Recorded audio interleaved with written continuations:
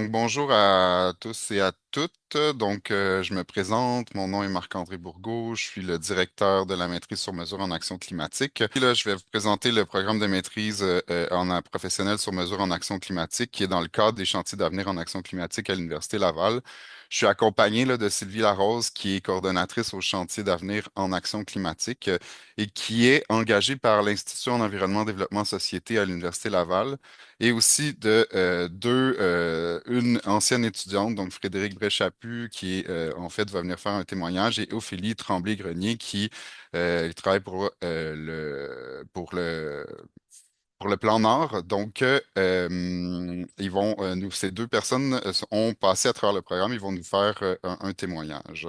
Peut-être juste un petit contexte, là, le chantier d'avenir en action, le chantier d'avenir en action climatique s'intègre dans les chantiers d'avenir de l'Université Laval. C'est quoi ça, ces chantiers-là? En fait, c'est des développements pédagogiques.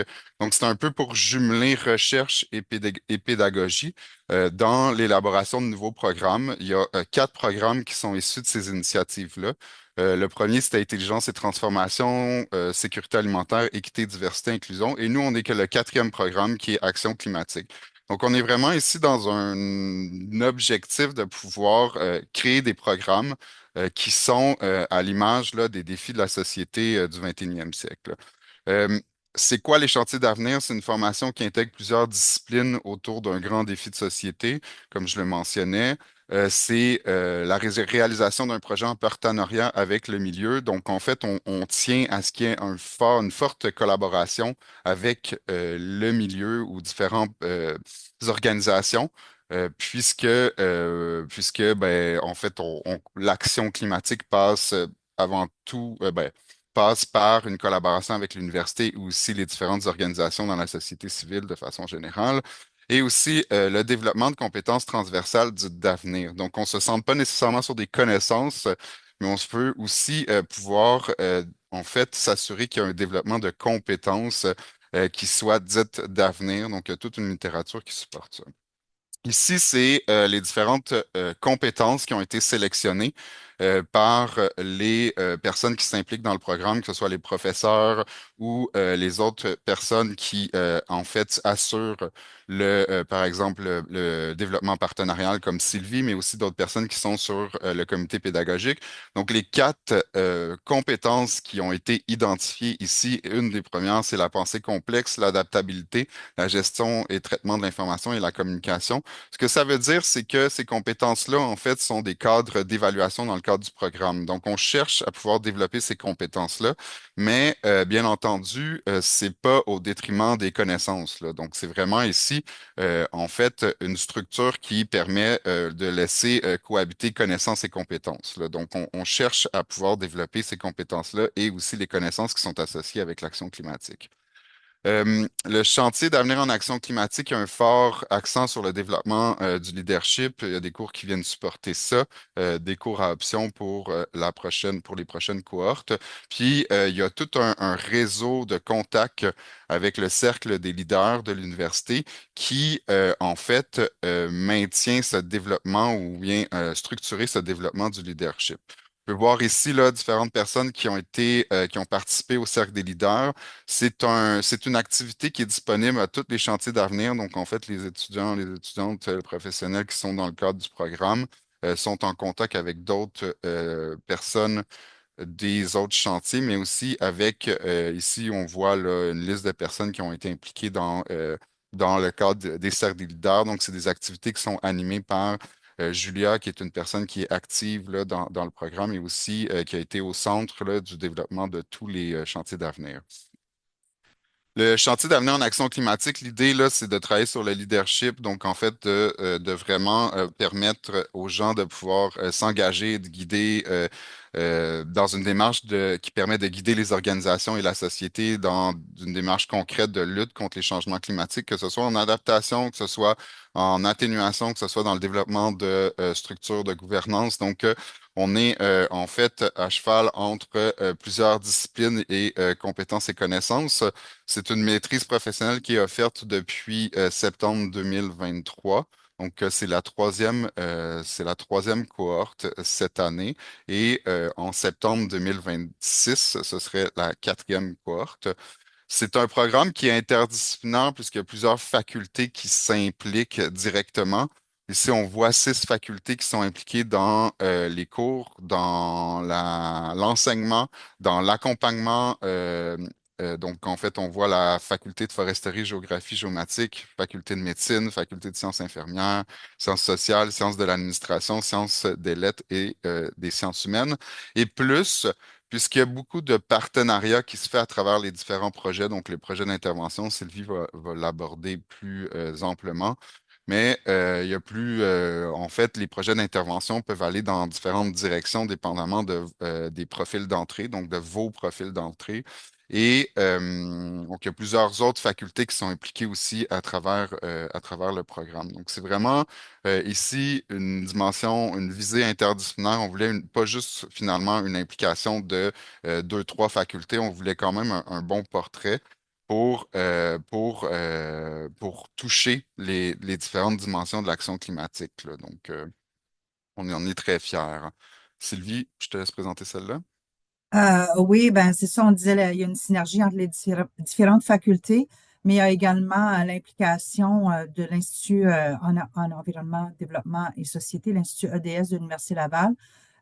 On joue un rôle central dans la coordination en contribuant directement au maillage partenariaux, l'animation scientifique, on encadre aussi les étudiants.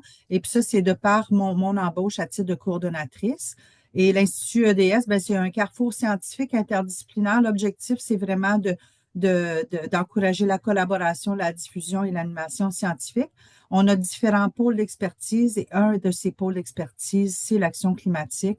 Et de là, l'intérêt de l'Institut à participer à cette formation.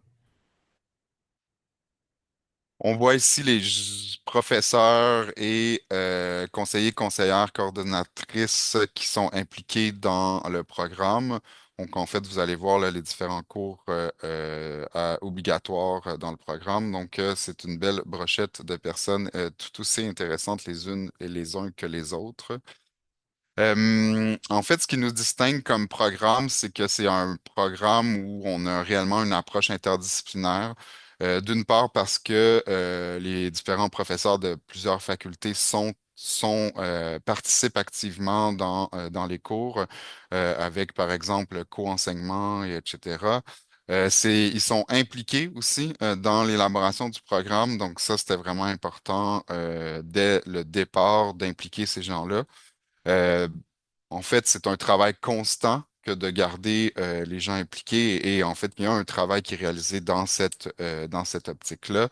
C'est une spécialisation aussi, on cherche à pouvoir développer le leadership, donc on n'est pas juste dans le développement de connaissances parce qu'on sait très bien que l'action climatique passe bien au-delà des connaissances, là. On le voit depuis je dirais, 40 dernières années. Après ça, un programme qui permet d'être personnalisé. Donc, c'est possible de personnaliser son parcours par le biais de cours à option, par le biais aussi des différents profils d'entrée. Donc, moi, j'ai une certaine flexibilité dans l'approbation des cours. Les deux, en fait, Frédéric et Ophélie pourront certainement en témoigner. C'est un programme qui est basé sur un projet d'intervention aussi, ce qui veut dire que s'il y a un partenariat qui se fait avec une organisation en fait du milieu, c'est un projet d'intervention, ce n'est pas un stage, là, je tiens à préciser, ce n'est pas un mémoire, ce n'est pas un essai, tous ces mots-là sont bien encadrés par les règlements des études. C'est vraiment ici une interaction en fait avec une organisation. Ça pose des défis, mais en fait, c'est des défis qui sont tout à fait intéressants dans la mesure où c'est au diapason des défis de l'action climatique. Il y a plusieurs projets, donc Sylvie développe beaucoup de projets, donc il y a des portfolios que vous pouvez avoir accès sur le site Internet. Puis, il y a une belle synergie là, de collaboration intensive entre l'équipe enseignante à travers différentes initiatives à l'échelle de l'université, là, comme hier, on était dans dans une réunion, en fait, où on réfléchissait à l'empreinte carbone de l'université, puis on réfléchissait à l'action climatique et l'université dans une perspective de responsabilité sociale des environnements, des entreprises. Et en fait, plusieurs personnes qui sont impliquées dans la maîtrise en action climatique étaient évidemment autour de la table et parmi toutes les différentes priorités. Trois parcours possibles, cheminement en temps complet, cheminement en temps partiel, cheminement international. Le programme inclut 10 cours obligatoires, 4 cours optionnels, puis je mets l'accent sur ici le projet d'intervention, puisque c'est un projet, puisque c'est quand même central au programme, puisque beaucoup de crédits sont accordés à ce qu'on appelle les cours ateliers projets qui viennent supporter un projet, mais aussi toute une interaction avec les organisations. Ici, on a le déroulement du cheminement à temps plein. Donc, on voit là, première session, deuxième session, c'est des sessions à 4 cours, 5 cours pour la session 2. En fait, la session 2, il y a un cours optionnel qui peut être tout simplement, en fait, migré vers la session d'été ou la session d'automne. Donc ici, il y a une certaine flexibilité. La plupart des étudiants et étudiantes prennent 4 cours là, parce que 5 cours, c'est quand même demandant. Donc, vous voyez ici les différents cours, là, donc je vais les énumérer plus tard, là, mais des cours qui ont été spécialement créés pour la maîtrise par le comité pédagogique. On s'est aussi beaucoup inspiré, évidemment, là, des interactions avec les étudiants et étudiantes pour modeler, en fait, ou restructurer, reconfigurer les différents contenus. Je vais passer à travers là, plus tard. Il y a ici le profil pour les étudiants internationaux. Donc, la seule différence, c'est que les cours à option sont directement migrés vers la session d'été plutôt que la session d'automne, la session 4. Et par la suite, la structure à temps partiel qui est à la hauteur de 2 cours par session, donc 6 crédits par session qui s'étalent sur 7 sessions. En fait, ici, je le rementionne, le programme de Chantier d'avenir propose une expérience d'apprentissage qui est atypique, centrée sur un projet d'intervention qui est construit et réalisé en collaboration avec un partenaire. Ça, c'est fondamental. C'est tout un défi, en fait, de jumeler, mailler, en fait, des différents projets avec des organisations, mais c'est une identité, donc on y tient, on met beaucoup d'efforts là-dessus, là. C'est aussi, puisque les projets d'intervention sont quand même des, euh, des, hum, des projets qui sont centrés, en fait, qui ont été beaucoup développés autour de la sciences d'administration, c'est une formation à l'intervention, donc une réflexion générale ou critique qui est faite là, à travers la collaboration avec l'organisation. Et c'est pour ça que je rappelle ici que ce n'est pas un stage, mais en fait, il y a une réflexion à faire et entamer, euh, en fait, individuellement par l'étudiant ou l'étudiante. Sylvie? Oui, bon, donc quand on parle de projet d'intervention, là, il y a différentes trajectoires qui sont possibles là, selon le profil d'entrée des étudiants. Donc, on a, dans le fond, on peut sélectionner un projet qui est dans un portfolio de projet que moi, j'ai développé avec des partenaires. Donc, le portfolio de projet va donner une prémisse de base d'un projet qui va par la suite être sélectionné. On va faire le maillage et l'étudiant va faire l'aspect co-création et planification du projet avec son partenaire. Donc, c'est pas un projet qui est déjà tout canné puis qu'on part avec ça. Il y a vraiment l'aspect là, de collaboration avec l'organisation pour en arriver à définir l'intervention qui va réussir à atteindre les objectifs du partenaire. Il y a aussi la possibilité de proposer une démarche personnalisée avec un partenaire de votre choix. Donc, si vous avez déjà un réseau de contacts, vous avez déjà des organisations avec qui vous aimeriez travailler, mais là, à ce moment-là, vous pouvez nous proposer là, une idée de projet, un partenaire, et on va explorer avec vous et puis faciliter le développement de ce projet-là. Et ensuite, bien, la troisième trajectoire, c'est de réaliser un mandat professionnel que vous faites pour votre employeur dans le cadre de la maîtrise. Puis on va avoir un beau témoignage tantôt parce qu'Ophélie, c'est exactement le parcours qu'elle a choisi, alors que Frédéric, son parcours a été de sélectionner un projet. Donc, on voulait vous amener deux différents témoignages là, de ce côté-là. Marc-André, je pense qu'il y a un autre slide que je présente. Oui, c'est ça. Donc, moi, je vais vous parler des grandes étapes là, du projet d'intervention, puis je vais laisser Marc-André parler là, de l'encadrement, tout ça dans le cours atelier-projet qui a été mentionné tantôt. Donc, là, je vais faire le parcours d'un étudiant à temps complet, mais OK. Pardon. Mais c'est décalé là, dans le temps là, pour des étudiants à temps partiel, bien entendu. Mais de prime abord, moi, je rencontre toujours les étudiants avant leur rentrée là, à l'automne pour essayer de voir c'est quoi, enquêter sur les intérêts un petit peu, puis commencer au besoin, le développement là, de projets là, individuels, parce que c'est quand même pas rien là, de développer un projet de A à Z. Euh, et puis, on a une courte période là, à l'automne pour le faire. Donc, si on peut prendre l'avance, on le fait. Et puis, à l'automne, ben moi, je présente le portfolio de projet et puis les étudiants choisissent leur trajectoire et ensuite, on réalise les jumelages, là.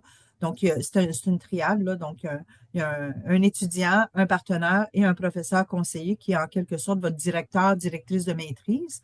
Donc, on les appelle professeurs conseillers dans le cadre d'une maîtrise professionnelle. Et ensuite, à l'hiver, ben, commence la planification de votre projet avec votre partenaire. Donc, c'est en co-création.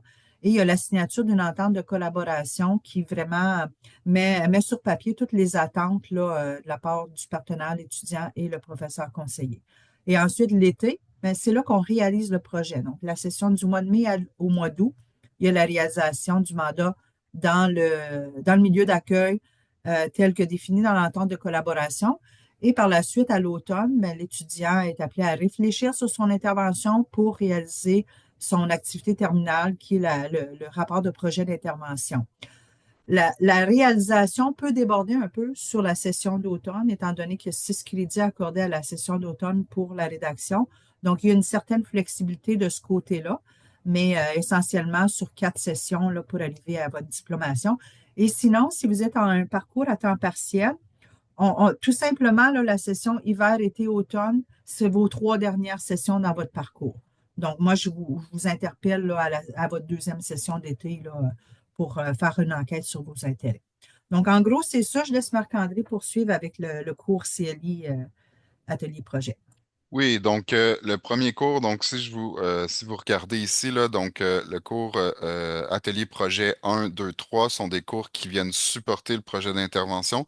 Donc c'est pas une démarche où on vous laisse seul à travers le projet, les interventions. En fait, la collaboration avec différents professeurs est vraiment importante. On le voit là d'année en année comment ça vient en fait influencer ou supporter les projets d'intervention. Donc, si on regarde au niveau du premier atelier projet, ben, dans ce contexte-là, il y a 4 enseignants. En fait, il y a trois chargés d'enseignement qui participent directement au niveau du projet. Puis, en fait, Sylvie vient aussi chapeauter un peu toutes les initiatives de collaboration avec les partenaires.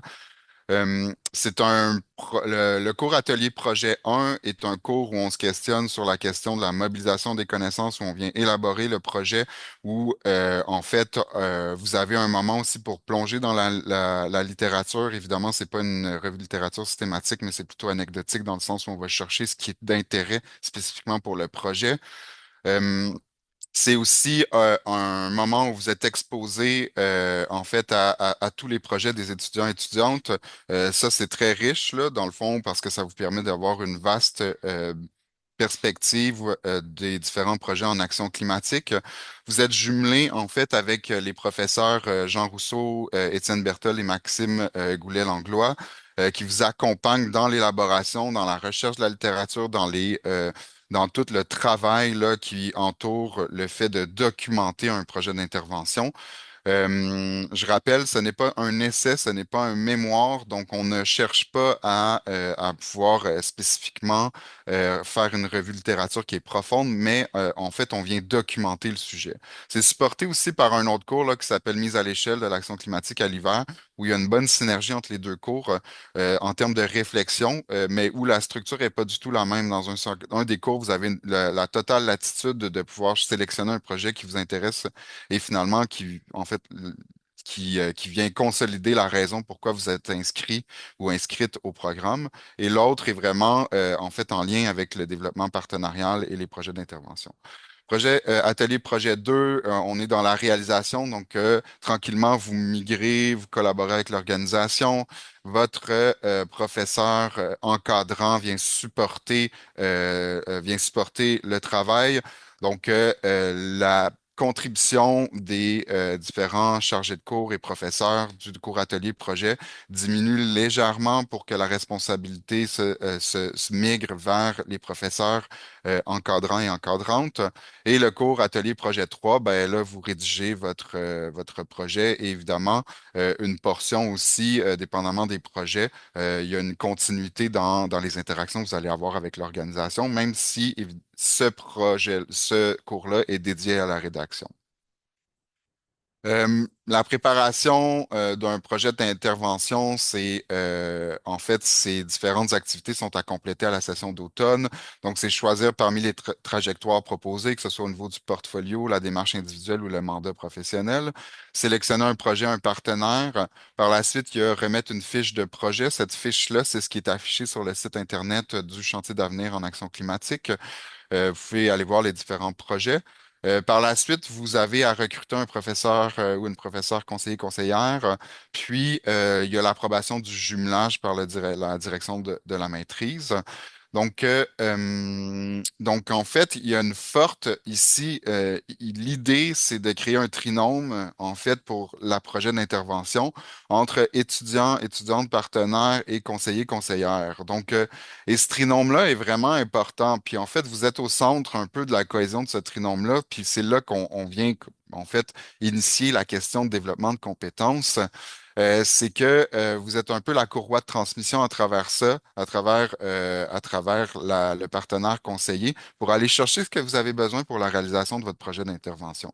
Donc, ça demande évidemment beaucoup de compétences sur l'adaptabilité, de la capacité à pouvoir intégrer l'information, à jongler avec les différents intérêts, mais c'est tout un apprentissage, là, donc qui est en fait riche pour peu importe c'est quoi les autres types de projets ou gestion de projet que vous aurez à faire.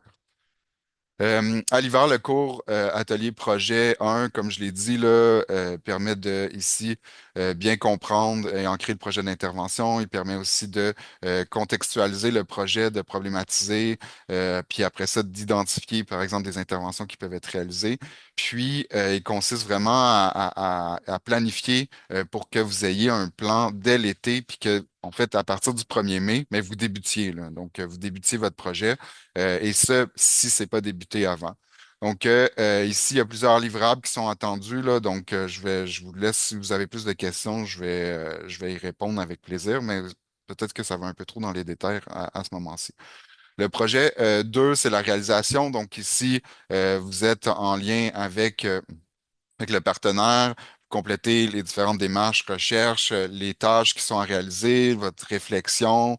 Au niveau organisationnel, vous avez différents aussi livrables à faire qui est accompagné dans ce cours-là. Atelier projet 3 qui est finalement la rédaction, où là, vous venez élaborer un plan, un projet, un rapport d'intervention qui fait entre 20 et 40 pages là, à la fin, qui est une description générale de ce que vous avez fait, de vos acquis, de vos appris, de développement de compétences, des thématiques aussi qui ont été abordées dans le programme, puis une réflexion sur les sujets, là. Donc, le document peut varier. Des fois, il prend des fois une teinte un petit peu plus compréhension, description, recherche.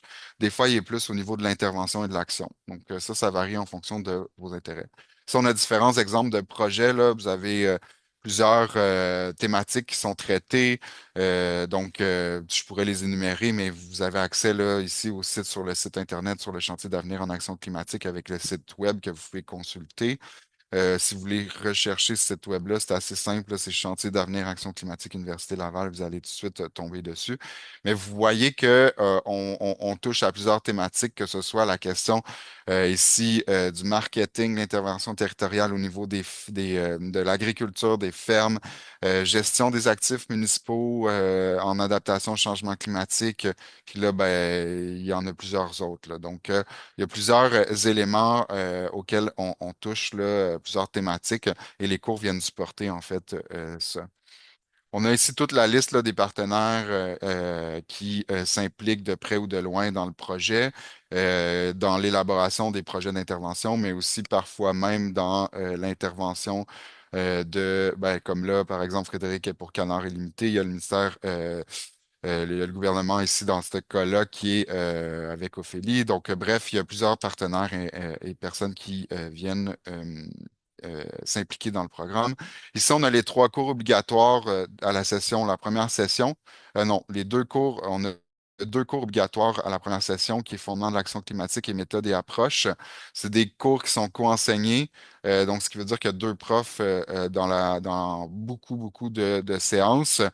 Il y en a un qui est plus pour la compréhension commune des réalités, dimensions et enjeux de l'action climatique, un autre qui est plus l'acquisition de compétences méthodologiques en action climatique, et le cours mise à l'échelle de l'action climatique à l'hiver, qui lui est vraiment plus en fait, initier un projet ou une interaction avec des organisations ou différentes personnes à travers une thématique qui vous intéresse.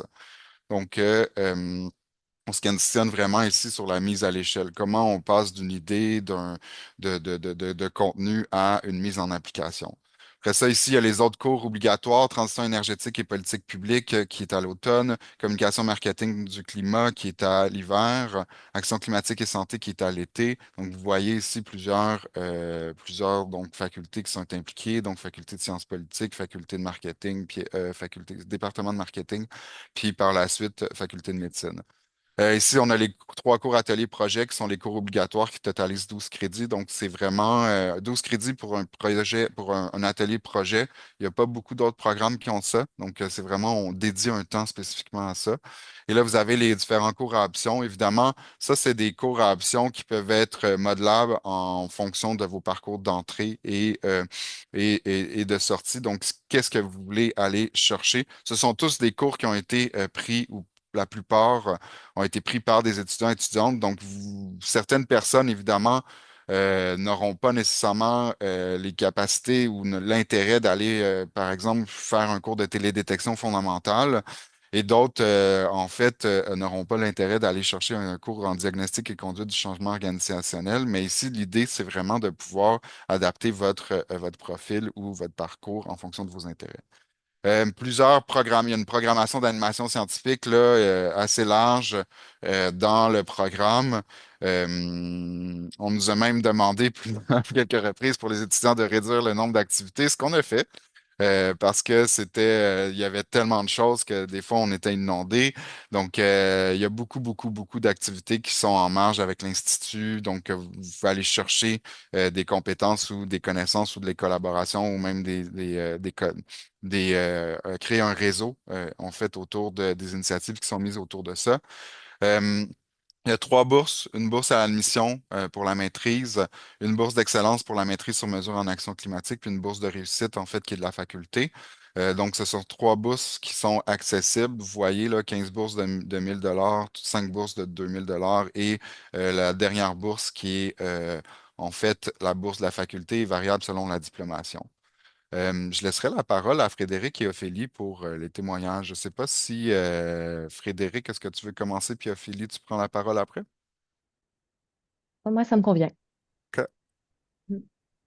Ben, bonjour tout le monde, ça me fait plaisir d'être avec vous ce matin. Comme Marc-André l'a dit, j'ai fait partie de la première cohorte qui a débuté en septembre 2023, puis j'ai terminé en décembre 2024. J'ai fait ce cheminement à temps plein conventionnel, donc en 5 sessions successives, là, j'avais complété la maîtrise. Puis dans mon cas, ben, c'était un retour aux études. J'avais travaillé quelques années, j'étais retournée aux études en faisant un bac multi. Puis là, après le bac multidisciplinaire, je me cherchais un parcours au deuxième cycle qui me permettrait de continuer mon cheminement multi/interdisciplinaire. Là, la maîtrise sur mesure en action climatique est arrivée juste à temps. Puis ça s'est présenté comme un programme super pertinent dans le cheminement que je voulais faire. Marc-André en a beaucoup parlé. Moi, j'ai trouvé que l'interdisciplinarité, c'est effectivement le cœur de la maîtrise. Ça se traduisait de deux façons. Fait qu'il y a la nature des cours disponibles, autant les obligatoires que les optionnels, qui sont super variés, comme on l'a vu précédemment. Euh, et qui proviennent donc c'est ça, là, tu sais, de différentes facultés, de différentes disciplines. Puis, il y a la façon dont les cours en eux-mêmes sont pensés, conçus, enseignés. Marc-André a parlé du co-enseignement. Donc, à travers tous les cours, d'avoir cette contribution de différents enseignants qui ont des visions différentes puis qui proviennent d'horizons différents, c'est très, très riche. Euh, et quant à l'interdisciplinarité, ben, même si c'est ça qu'on recherche ultimement quand on s'inscrit dans ce genre de maîtrise-là, ça peut quand même nous sortir de notre zone de confort. Nous, je sais que dans la première cohorte, on a été quelques personnes, sinon toutes, à être à certains moments déstabilisés.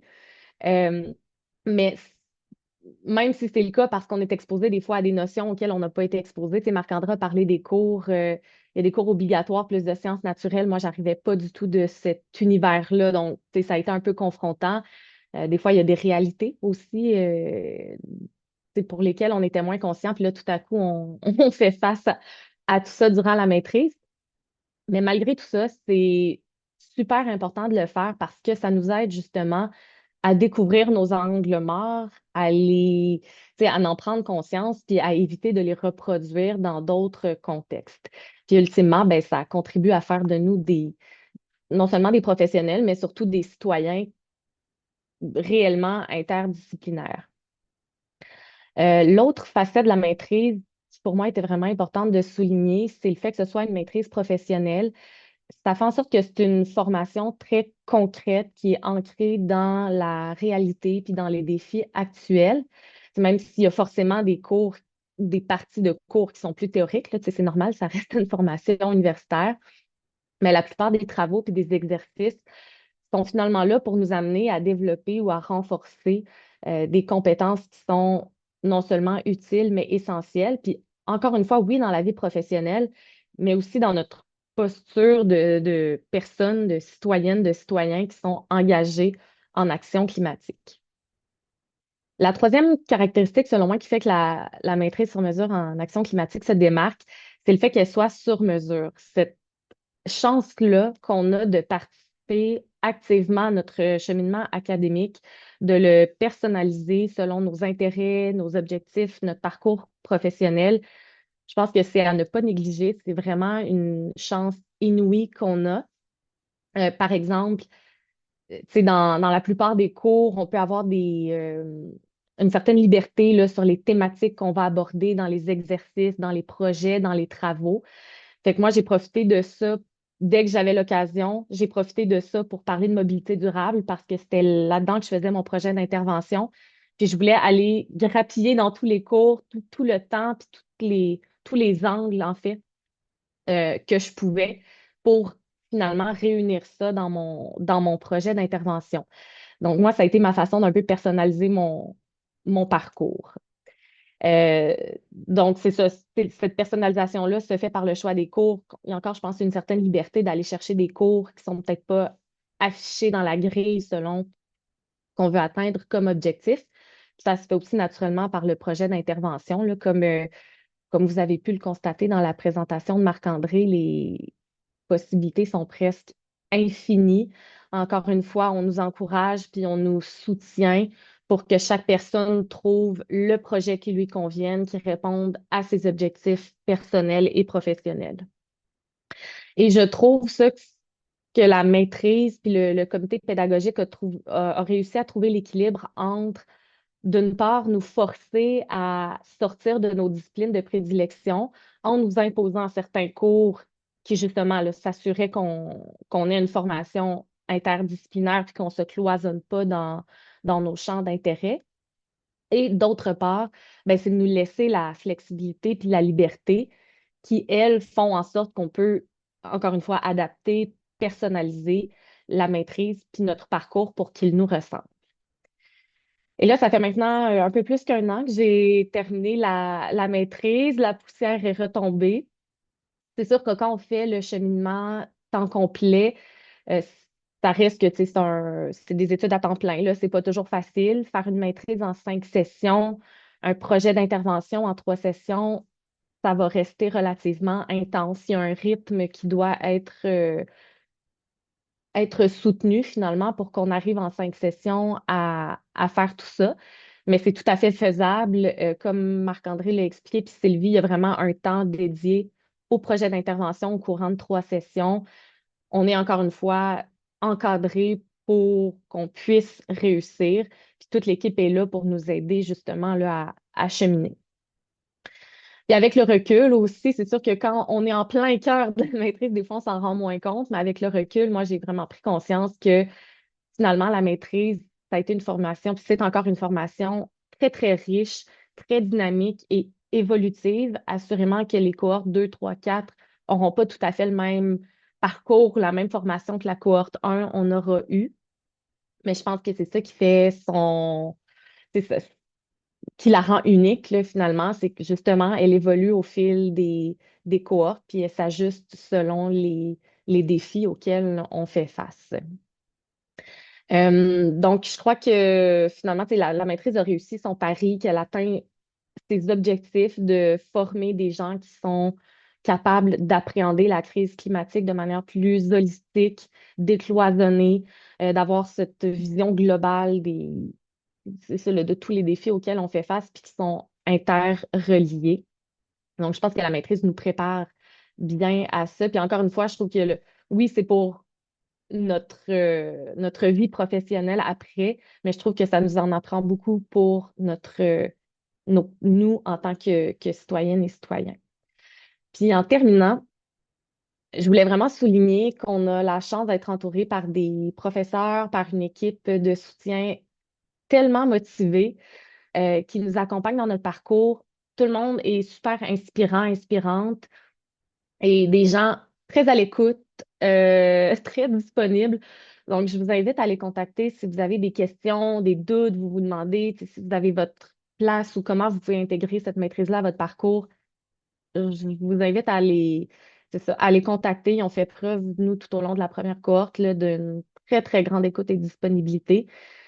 C'est des gens qui prennent sincèrement à cœur le cheminement et la réussite du groupe étudiant. Donc, en terminant, je voulais saluer ça. C'était une chance d'avoir une équipe comme ça autour de nous pour la première cohorte et pour les suivantes aussi. Voilà, merci. Merci Frédéric, c'est le fun à entendre en fait. Mais on a été critique lors de la première, mais il faut Ouais, aussi reconnaître les très, très bons coups de la maîtrise. Mm. super. Ophélie, je te laisserai la parole. Oui, certainement. Merci beaucoup, Marc-André. Ben, Frédéric a dit quand même beaucoup des éléments, je pense, qui reviennent malgré que moi, mon parcours est celui à temps partiel et en milieu de travail, là. Donc, moi, je travaille à temps plein pour le gouvernement du Québec là, dans une société d'État. Donc, j'abonde dans le même sens. Là, je ne reprendrai pas tout ce qu'elle a dit par rapport à la multidisciplinarité, la disponibilité des enseignants, puis du personnel qui encadre la maîtrise. Au niveau du sur-mesure, ben, ça, je vous le garantis. En effet, vous êtes capable de personnaliser votre parcours tout en gardant le core de la maîtrise. Fait que je vais peut-être plus aller vers le côté professionnel pour ceux qui souhaiteraient concilier travail-études. Je pense que c'est là ma plus-value aujourd'hui. Euh, il y a un truc qui n'a pas été énormément mentionné dans l'introduction puis dans la présentation des cours, mais il y a quand même beaucoup de présentiel, ce qui peut être un défi de conciliation là, quand on est au travail. Moi, ce que je cherchais quand je suis rentrée dans cette maîtrise-là, c'était vraiment pour me développer d'un point de vue professionnel. J'avais pas une maîtrise en tête. Euh, mais bref, le grand éventail de cours permettait vraiment d'aller couvrir les changements climatiques, puis les défis qu'on rencontre en milieu de travail, parce que ce qu'on se rend compte, c'est que la personne qui est responsable des changements climatiques, ben, finalement, elle travaille avec tout le monde. Parce que ça s'implante à travers toute une organisation. C'est pas une personne qui dispose de la responsabilité unique de traiter des changements climatiques. Donc, moi, c'est vraiment ça qui répondait à mon besoin, là. Tu sais, c'était la multidisciplinarité, puis la capacité à personnaliser le parcours. Puis dans mon travail, comment j'ai réussi à concilier le fait de retourner aux études avec du présentiel, malgré que c'était à temps partiel, c'était vraiment de démontrer la plus-value à mon employeur. Donc, moi, je leur ai dit, si vous me supportez dans la maîtrise, ben, en retour, je vais faire un projet d'intervention qui va aider à accroître la prise en compte des changements climatiques de notre organisation. Donc, c'était un donnant-donnant. il y avait un gain autant pour moi d'un point de vue professionnel que pour l'organisation. Puis je pense que c'est vraiment en misant sur qu'est-ce qu'ils vont en retirer au-delà d'un employé qui va être mobilisé et qui va se développer. Là. Ça, c'est toujours positif pour une organisation, mais qu'est-ce que eux en retirent comme gain en termes d'activité? Ben, ça a été de leur démontrer que mon projet d'intervention allait leur servir. Donc, le mien a été ancré dans la mission de l'organisation. Là, j'ai développé un réseau d'acteurs qui a permis à la Société du Plan Nord de mettre un pied dans la porte. C'est une organisation qui était peu impliquée en termes de changement climatique. Donc, moi, j'ai utilisé mon projet pour faire ça. Donc, pour vraiment positionner la Société du Plan Nord comme un acteur en changement climatique sur le territoire nordique québécois. Donc, ça a été un peu ce donnant-donnant-là qui a fait en sorte que j'ai été en mesure et que je suis encore, je suis dans ma dernière session, en mesure de concilier là, travail-études, c'était de montrer tout le gain que l'organisation avait à avoir en me supportant dans ce projet-là. Puis je pense que c'est vraiment aussi à votre avantage de prendre le temps avant de les approcher pour leur parler du projet, vos employeurs, sur qu'est-ce qu'ils vont en retirer, tu sais, de faire l'exercice là, de faire cette démonstration-là. Je pense que quand ça c'est fait, tout ce qui vient avec les aménagements de temps de travail, c'est plus facile à aborder. Parce qu'il y a certains aménagements de temps de travail, en fait, que c'est un co-bénéfice. Donc, on va au cours, mais en même temps, on travaille parce que le travail qu'on fait, ben, il bénéficie à l'organisation. Donc, tu sais, c'est prendre le temps de réfléchir à l'approche. Puis moi, j'ai trouvé que ça a vraiment fait une différence dans la réceptivité de mon employeur, que ce soit mon premier niveau de hiérarchie jusqu'à le niveau décisionnel, tu sais, des vice-présidents, PDG. Euh, Toute cette plus-value-là était facilement communiquée, donc les aménagements ont été acceptés relativement facilement. Puis ben moi, je peux vous dire que en milieu de travail, dès la première session, j'ai vu une différence d'avoir décidé de faire ce cheminement-là. Je pense que ça apporte beaucoup de crédibilité quand on veut aller chercher des compétences, qu'on est prêt à aller s'investir dans une formation académique qui est extensive. Là, une maîtrise, c'est pas un microprogramme, c'est pas un certificat, c'est pas non plus une formation qu'on fait tu sais, une fin de semaine ou pendant une semaine ou quelques heures. Une maîtrise, c'est un défi qu'on se lance, là. Donc, ça, je pense que c'est vraiment respecté dans les organisations. Puis bref, ça apporte beaucoup de crédibilité quand on approche ensuite pour proposer des projets ou qu'on donne notre opinion. Fait que moi, je l'ai vu très, très rapidement là, dans mon milieu de travail que ça a eu un impact, même si c'était pas fini puis que c'était en cours, là. Puis là, je regarde mes petites notes, là, mais je pense que je vous ai pas mal dit. Si vous avez des questions par rapport à la conciliation, tu sais, je pourrais y répondre, là, comment est-ce que moi j'ai abordé ça plus précisément. Mais je pense que ça vous donne une bonne idée, là. Je pense que la maîtrise vous positionne ensuite dans votre milieu de travail puis dans votre développement professionnel euh, comme vraiment un agent de changement, là. Ça nous permet vraiment d'aller développer cet aspect-là de notre profession. Je vous remercie, puis ben, je vous souhaite une excellente journée. Profitez bien du soleil aujourd'hui.